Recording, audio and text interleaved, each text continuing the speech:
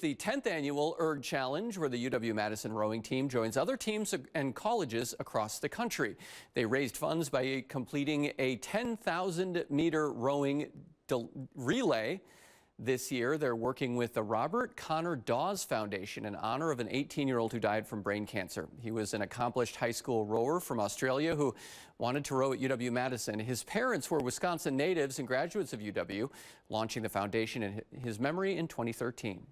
It was Connor's dream to row for Wisconsin, so the foundation is very, very, very grateful. I know Connor's parents are very grateful that these kids are essentially helping kids that won't lose their dream to brain cancer. Funds will support the new fellowship focused on pediatric brain cancer research.